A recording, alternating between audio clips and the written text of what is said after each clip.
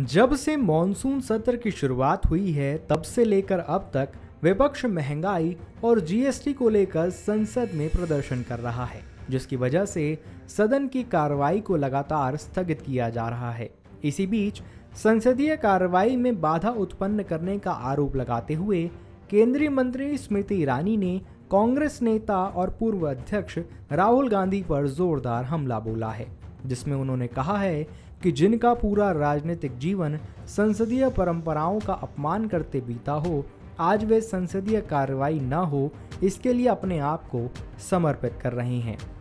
केंद्रीय मंत्री और बीजेपी नेता स्मृति ईरानी ने बुधवार को अपना बयान जारी करते हुए कहा है कि संसद में गतिरोध पैदा करने वाले नेताओं के सरगना संसद में चर्चा न हो, संसद की कार्रवाई स्थगित हो, इसके रचनाकार राहुल गांधी से आज बीजेपी के कार्यकर्ता पूछते हैं।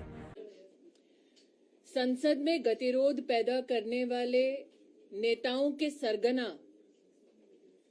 संसद में चर्चा न हो, संसद की कार्रवाई स्थगित हो, इसके रचनाकार राहुल गांधी से आज भारतीय जनता पार्टी के कार्यकर्ता पूछना चाहेंगे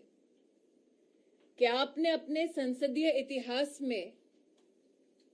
लोकसभा में कितने प्राइवेट मेंबर बिल इंट्रोड्यूस किए?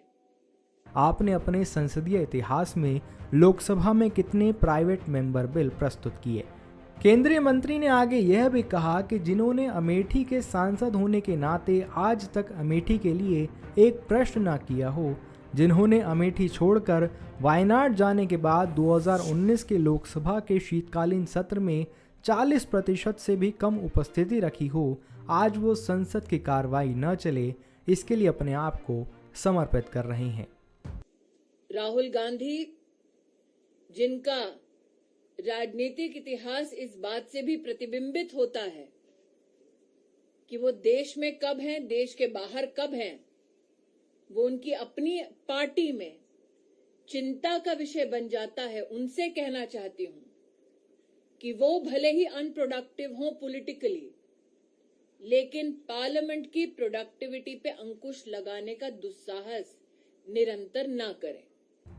स्मृति ईरानी ने आगे यह भी कहा कि राहुल गांधी, जिनका राजनीतिक इतिहास इस बात से भी दिखता है कि वो देश में कब हैं और देश के बाहर कब हैं, यह उनकी पार्टी के लिए भी चिंता का विषय बन जाता है। उनसे मैं कहना चाहती हूँ कि वो संसद की उत्पादकता पर अंकुश लगाने की कोशिश निरंतर न करें।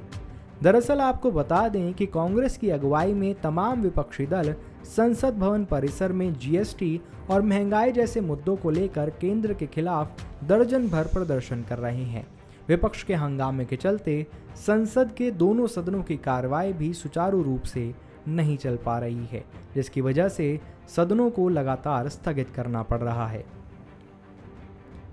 इसी तरह की तमाम बड़ी खबरों से जुड़े रहने के लिए बने रहिए पंजाबकेसरी.com के साथ।